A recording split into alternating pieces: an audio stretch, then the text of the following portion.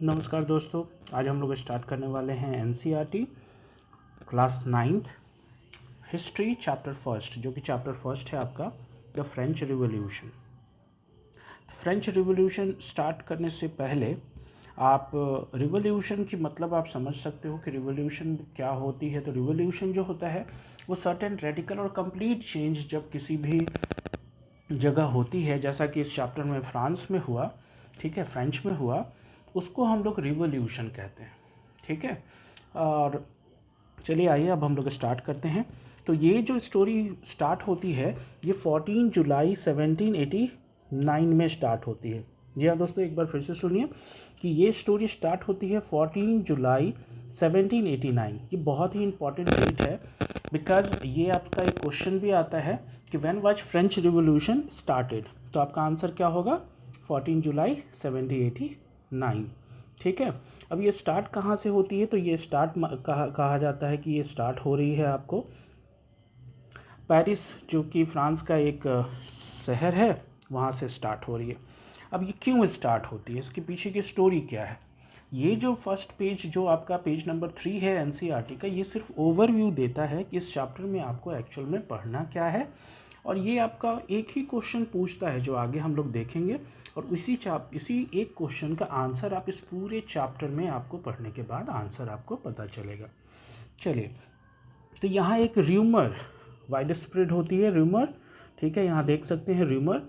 तो र्यूमर का मतलब क्या होता है? तो र्यूमर का मतलब होता है कि किस तरह से ये अफवाह, जिसको आप कहते हो हिंदी में। तो यहाँ एक र्यूमर वाइड स्प्रेड हो रही है कि किंग जो है उसने ट्रूप्स को ये ऑर्डर दिया है कि वो अब कहाँ आ जाए, वो अब जो सिटीजन्स हैं, यानी कि जो कंट्री साइड के सिटीजन्स हैं, वहाँ पर आ जाए और वो ओपन फायर करे।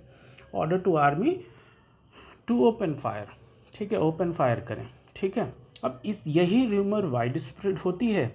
इसके प्रोटेस्ट में क्या करते हैं कि इसके प्रोटेस्ट में 7,000 मैन, ठीक है, इसके प्रोटेस्ट में ये जो र्यूमर स्प्रेड होती है, तो ये 7,000 मैन विमेन ये सभी के सभी गैदर्ड होते हैं कहाँ? टाउन हॉल, ठीक है।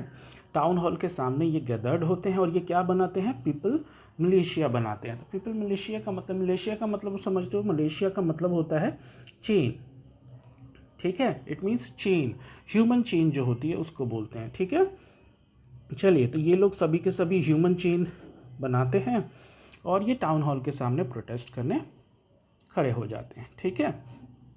और ये क्या करते हैं? They broke into a number of government building in search of arms, ठीक है।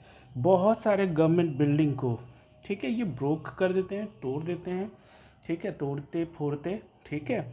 और किस चीज़ की तलाश करते हैं? ये आर्म्स की। अब why the French people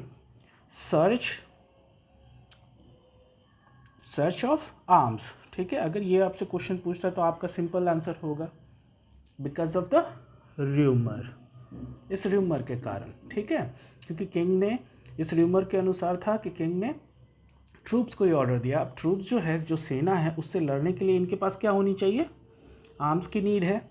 arms की ये नीड फुलफिल कैसे कर सकते हैं? जब इनके पास आर्म्स होगी तो ये सरकारी जितने भी बिल्डिंग्स होती हैं, गवर्नमेंट की जितनी बिल्डिंग्स होती हैं, इनको तोड़ फोड़ करने लगती हैं, ठीक है।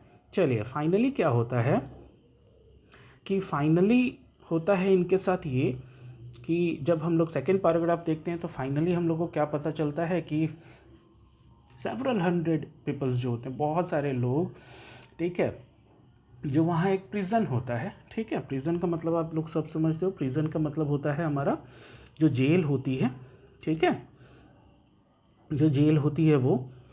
तो जेल कहाँ है? तो बस स्टाइल में है, ठीक है, बस स्टाइल में है। वहाँ जो है वो लोग एम्यूनेशन की तलाश में पहुँचते हैं। वहाँ कितने प्रिजनर्स होते हैं?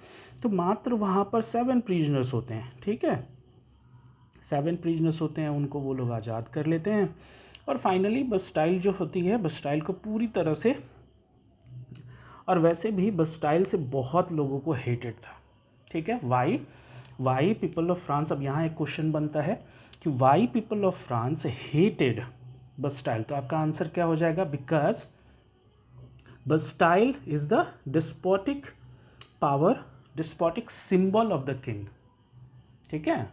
यहाँ पर आप कहोगे कि Bastille is the despotic symbol of the king. ठीक है, अब इसमें जो फोर्ट्रेस होती है, फोर्ट का मतलब आप तो समझते हो, किला जो फोर्ट्रेस होती है उसको डिमोलिश कर देती हैं। ठीक है, तो ये पूरी तरह से डिमोलिश हो जाती हैं। इसके बाद आइए दोस्तों कि हमारा जो लास्ट पैराग्राफ है, लास्ट पैराग्राफ के अनुसार हम लोग क्या देखते हैं कि इसमें सिर्फ और सिर्फ इतना बताया जाता है, इससे सिर्फ एक क्वेश्चन होता है कि what was the main cause, what was the main cause of French revolution. French revolution का मेन कॉज क्या था? तो मेन कॉज आपका क्या हो जाता है? The high price of bread.